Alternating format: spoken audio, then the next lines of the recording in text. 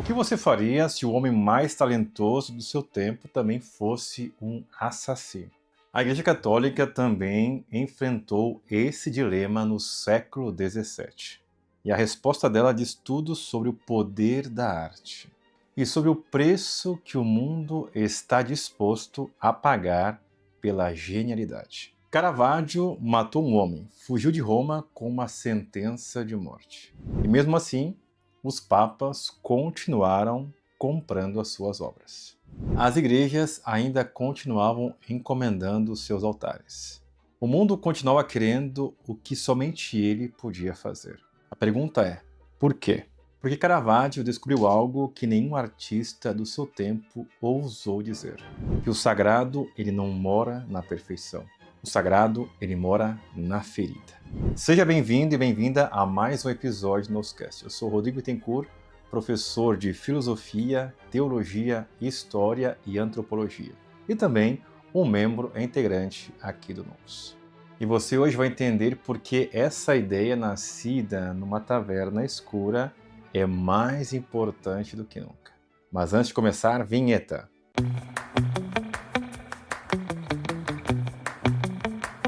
Nesta aula de hoje você vai entender por que Caravaggio não é apenas um grande artista. Caravaggio é uma ruptura. Você vai entender a conexão entre Caravaggio e Bernini. Homens que, por assim dizer, inventaram o barroco. Obras que falam de movimento, obras que falam de contraste entre luz e sombra. Obras que quebram os padrões e cânones de beleza. Vai encontrar Madonas com rostos de meretrizes, santos e mártires com rostos de ladrões e assassinos. Tudo isso criando uma ruptura no mundo da arte. Você vai ver como a Bíblia, na mão de Caravaggio, deixa de dar respostas e começa a fazer perguntas. E você vai entender como hoje ainda vivemos no mundo caravagesco, ainda que talvez você nunca tenha escutado esse nome antes desta aula. Por isso fique até o final, porque o que você vai ver hoje vai mudar o modo como você vê a realidade. Para entender Caravaggio, você precisa entender a Roma quando ele chegou. É 1592. E Caravaggio ele chega a Roma de Milão, sem posses, sem dinheiro, sem reconhecimento. Roma nessa época é uma cidade plena de contradições. Por um lado, temos a Roma dos papas, dos grandes homens de poder. Uma Roma em crise devido à reforma protestante. Os cristãos agora estão divididos. Por outro lado, uma Roma pobre. Pessoas passando por necessidade. Um contraste que se transforma em conteúdo na cabeça de Caravaggio. A Contra-Reforma da Igreja tinha colocado a arte como instrumento principal para combater este movimento, para combater essa realidade. O Barroco nasce neste ambiente, um ambiente de contínuo movimento. E Caravaggio, como um bom observador, percebe essas mudanças, esses movimentos.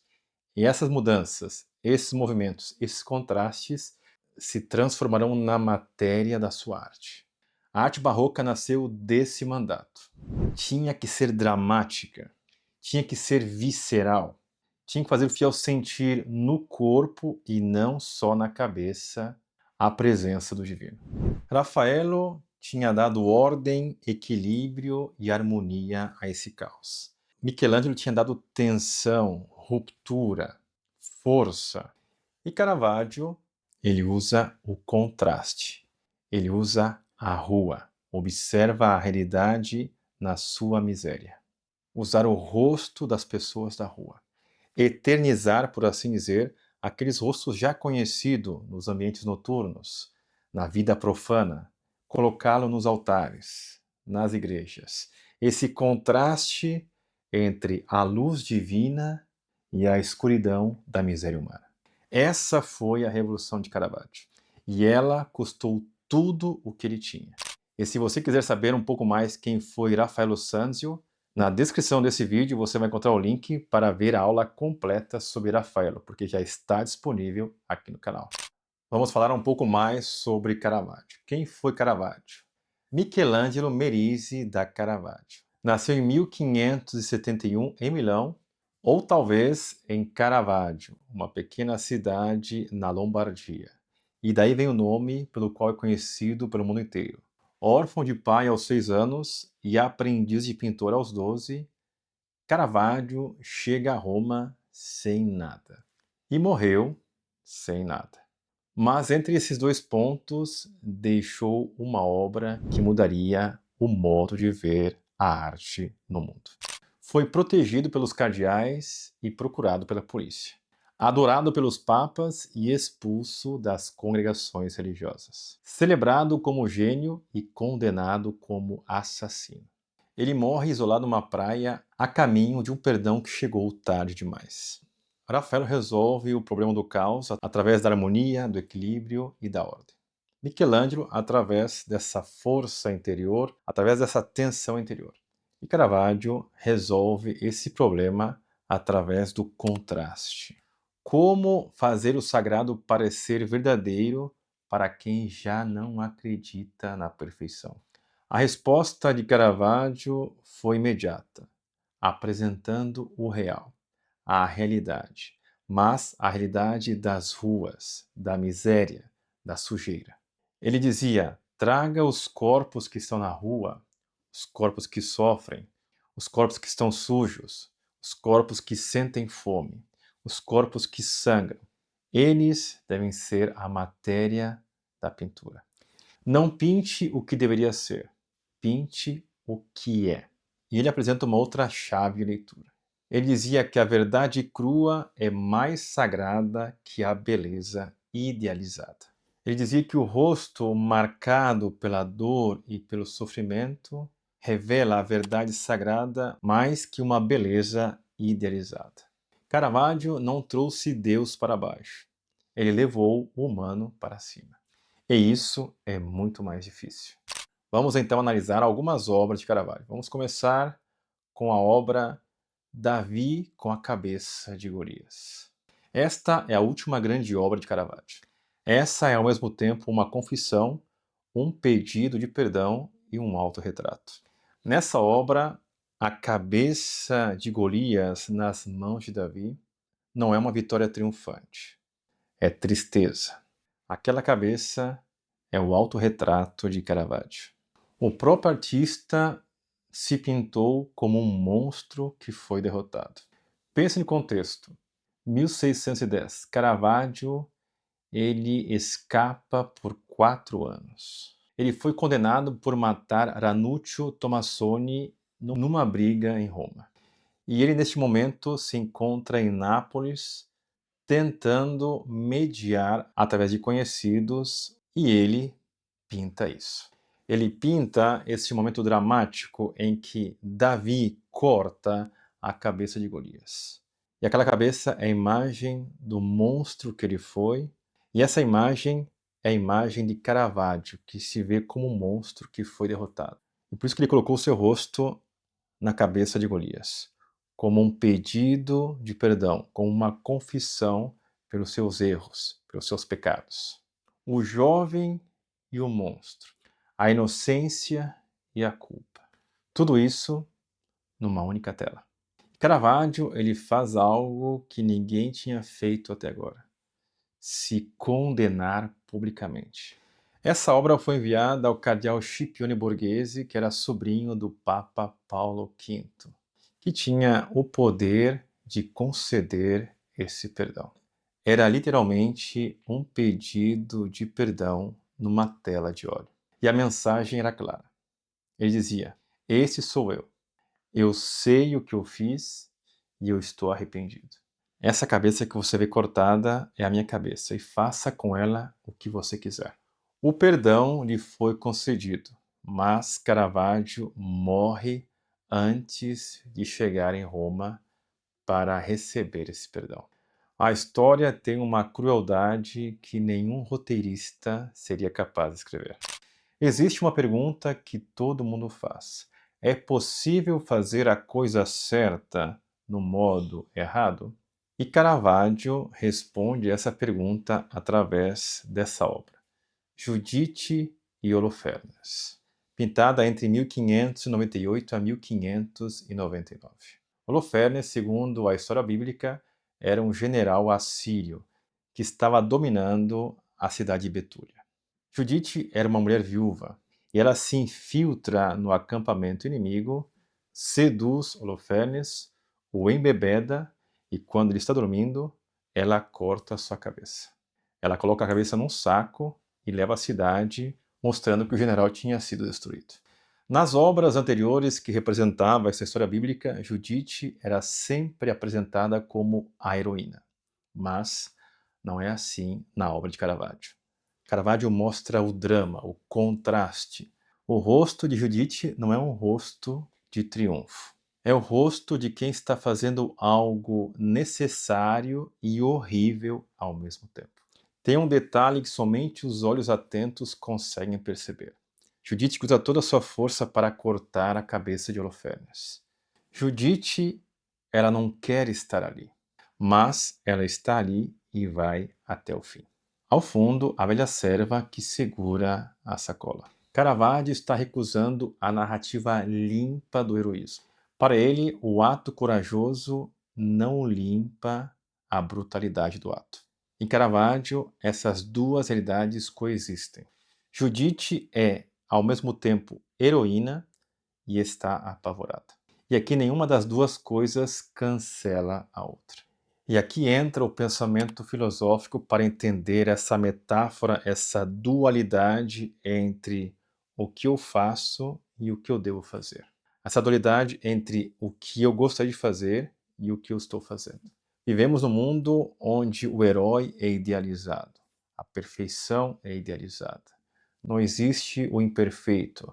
E Caravaggio, em 1599, mostra justamente o contrário, através dessa grande pintura de Judite e Holofernes.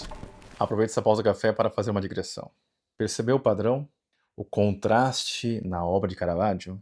Contraste entre luz e sombras. Essa é mais que uma técnica. Essa é toda uma teologia.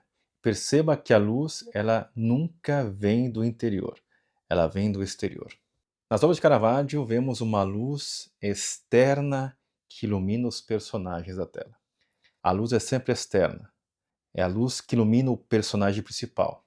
E quando o personagem principal é tocado por essa luz, se vê com maior detalhe as imperfeições do ser humano. As imperfeições que podem ser físicas ou até mesmo espirituais, temperamentais. Então, mais do que técnica, chiaroscuro, ou seja, claro e escuro, é toda uma visão teológica. A luz vem sempre do externo, nunca do interno. No interno temos a fragilidade humana, temos o abismo moral. E a luz é essa graça. Nós não somos merecedores da graça, mas somos tocados pela graça. A ideia de Caravaggio é que a graça não se merece, ela chega. Ela chega quando você menos espera. E se você ainda não viu o vídeo sobre Michelangelo, aproveite porque já está disponível no canal. O link você encontra na descrição desse vídeo. E se você ainda não se inscreveu no nosso canal, aproveite e inscreva-se agora. E também inscreva-se no nosso canal YouTube, @noscast, porque ali você fica por dentro de todas as nossas publicações, até mesmo o que acontece atrás dos bastidores. Vamos continuar com a nossa aula. Vamos analisar agora a conexão entre Caravaggio e Bernini, esses dois grandes nomes do século XVII. Caravaggio morre em 1610, quando Bernini tinha apenas 12 anos. Bernini, quando cresceu, se tornou o maior arquiteto e escultor do século XVII. Bernini cresceu no mundo onde Caravaggio já tinha definido o que pode fazer a arte. E o que Caravaggio deu ao Barroco? O Barroco é esse estilo que predominou o século XVII, sobretudo em Roma. Você vê na cidade de Roma palácios, igrejas que não teriam existido sem a influência de Caravaggio. Porque foi Caravaggio que mostrou que a arte podia ser drama. Não decorações elegantes, mas drama, contraste. Contraste entre luz e sombra. Contraste entre humano e divino. O chiaroscuro de Caravaggio, o contraste entre a luz e sombra que penetra a arte desse tempo, é a assinatura de Caravaggio. E aí se vê a influência de Caravaggio no período sucessivo. Você vê nas pinturas de Rubens, de Rembrandt, de Artemisia Gentileschi, que aliás pintou uma outra versão de Judite e Holofernes, com uma intensidade ainda maior que Caravaggio. Bernini levou o drama, o movimento, o contraste da pintura de Caravaggio à arquitetura e à escultura. O mármore de Bernini é o óleo de Caravaggio em 3 dimensões. A luz que entra da janela para iluminar o personagem principal da tela de Caravaggio é a ruptura do mármore de Bernini. O drama aqui não é decorativo. O drama é arquitetônico, é estrutural. Bernini construiu igrejas como Caravaggio pintou quadros. E por isso que Bernini não foi somente o herdeiro de Caravaggio. Ele foi também a sua contradição. Caravaggio trouxe o sagrado para o chão, e Bernini levou o sagrado de novo para o céu. Mas de uma forma tão magnífica, tão teatral, que é impossível não perceber tamanha grandeza. Quem foi Bernini e quais foram as suas principais obras, isso veremos num outro episódio, por isso não perca o próximo episódio sobre Bernini. Vamos ver brevemente a relação entre Caravaggio e a Bíblia. A pergunta que muitos estudiosos fazem é se Caravaggio era cristão ou ateu. Uma coisa é certa, Caravaggio não era um pintor de mitologia. Ele pintava para a aristocracia, para os grandes homens de poder. Mas também quase todas as suas obras são de temáticas bíblicas. A vocação de Mateus, Mateus que escreve o Evangelho, o martírio de São Mateus, a ressurreição de Lázaro, a coroação de espinhos, a deposição de Cristo, o sacrifício de Isaac, entre outros. A tradição cristã concebeva a Sagrada Escritura como um repositório imaginário de verdades eternas. Os artistas se inspiravam nessas histórias, nesses relatos, para transmitir esta mensagem através de imagens. Caravaggio, ele leu a Sagrada Escritura, mas não em chave de idealização do ser humano. Pelo contrário, ele leu essas histórias como histórias reais, histórias das pessoas que vivem no sofrimento, que vivem na dor, que vivem na dúvida, que vivem a própria contradição.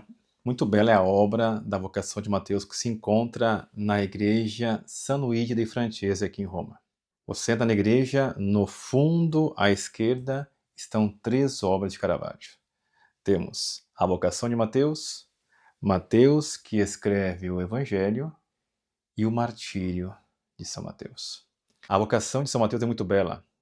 A imagem de Cristo que aponta o dedo, a mesma posição de Adão da Capela Sistina.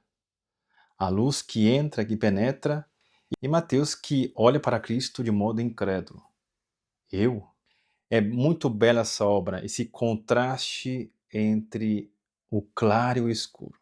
O claro com uma luz divina que ilumina o ambiente daquela taverna.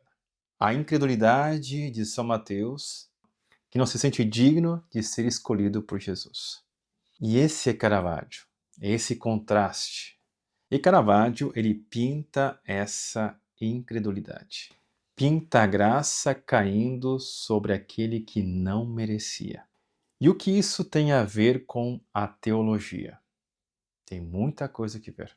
A Igreja de Roma respondia a um dos problemas das igrejas protestantes, sobretudo a Igreja de Calvino, que pregava a predestinação. Essa doutrina afirma que existem pessoas que já estão predestinadas a se salvar. Por outro lado, a Igreja Católica, a Igreja de Roma, respondia a este problema afirmando o livre-arbítrio e a ação da graça na alma do fiel. Então, a grandeza bíblica não é a ausência de dificuldades, é o que você faz com o conflito. Caravaggio entendeu perfeitamente isso e pintou nas suas obras. Aproveite essa pausa do café para fazer uma outra digressão, para ver quanto Caravaggio é atual. É muito atual porque reflete o panorama da nossa sociedade. Cada vez que existe esse contraste entre bons e maus, por exemplo, no âmbito político, onde os candidatos mostram claramente quem são os heróis e quem são os inimigos, está pintando mais com o pincel de Raffaello que com o pincel de Caravaggio. Interessante, porque o mundo é atraído pela ordem, pela harmonia, pelo equilíbrio, mas a realidade é uma realidade de contrastes. Interessante esse aspecto. E também, cada vez que alguém no mundo da cultura, um historiador, um jornalista, um escritor, ele recusa essa simplicidade, está fazendo mais ou menos o que fez Caravaggio com a obra Giudice e Holofernes, mostrando o heroísmo com o sangue nas mãos. E a literatura russa do século XIX está totalmente impregnada dessa ideia de Caravaggio. A graça que toca aqueles que não merecem. A graça que ilumina aqueles que estão na sarjeta, aqueles que estão na miséria. E talvez o ensinamento que nos deixa Caravaggio hoje é que você não precisa estar inteiro, ser perfeito para poder fazer algo. Porque a realidade é feita de contrastes. Porque Caravaggio não criou apesar das suas feridas, ele criou com as próprias feridas toda a arte que hoje podemos contemplar. É belo estudar esses diferentes gênios da humanidade para entender que a realidade é feita de pequenas peças, como um mosaico, que você precisa de várias peças para ter uma ideia de conjunto. Isso é o belo. Aprender com Raffaello, aprender com Michelangelo, aprender a importância da harmonia, do equilíbrio, da ordem de Raffaello no mundo caótico, ao mesmo tempo aprender a força, a tensão de Michelangelo e o contraste de Caravaggio. Na descrição desse vídeo você vai encontrar um link para aqueles que queiram comprar os livros citados, porque comprando por ali você ajuda esse canal a levar adiante esse projeto. E também encontrará um link dos nossos cursos caso queira adquirir. Vamos continuar com a nossa aula. E para concluir essa aula, dizemos que Caravaggio ele morre numa praia. Numa praia, doente, com febre, com um perdão que ainda não tinha sido efetuado. Por um lado, tinha recebido perdão, mas não efetivamente, porque estava em caminho para receber esse perdão. E no meio do caminho, ele morre. A causa da morte ainda é um enigma para muitos estudiosos. Talvez tenha morrido de morte natural, estava enfermo, talvez tenha sido envenenado, talvez tenha sido assassinado, mandado por algum dos seus inimigos. A única coisa que sabemos com certeza é o que ele nos deixou. Nos deixou mais de 80 obras. Imagine, mais de 80 obras. Uma linguagem visual que mudou a história da arte, a história do Ocidente. E uma pergunta que ainda hoje nos fazemos: o sagrado precisa ser belo para ser real? Bela pergunta. O sagrado precisa ser belo para ser real? Caravaggio respondeu que não. A vida de Caravaggio era uma vida complexa. As suas obras mostram muito do seu interior. Assim como em Michelangelo, assim como em Rafael. Conhecemos a essência do ser humano através das suas ações, através das suas obras, através dos seus pensamentos, através de tudo aquilo que o espírito humano produz. E o que nos deixa Caravaggio? Nos deixa a permissão para serem perfeitos. A imperfeição e o sagrado caminham juntos. Caravaggio não nos deixou um testamento, mas suspeito, se tivesse deixado um testamento, teria dito mais ou menos isso. A luz chega, mesmo quando você menos espera, menos quando você menos merece. E se você gostou desta aula, desse episódio, deixe o seu like e seu comentário E aproveite para ver se ainda não viu o vídeo sobre Raffaello Sanzio, que já está disponível aqui no canal. E ver Raffaello, depois de ter visto Caravaggio, é uma experiência muito particular. Ver o contraste. Raffaello como artista, o gênio do equilíbrio, da ordem, da harmonia. E Caravaggio como o gênio do contraste, o gênio do chiaro-oscuro. Mas antes de ir, eu vou te fazer uma pergunta. Você prefere a arte que consola ou a arte que perturba? Você prefere Raffaello ou prefere Caravaggio? Deixe nos comentários porque nós gostamos muito de ler os comentários de vocês. E nos vemos na próxima aula. Até lá!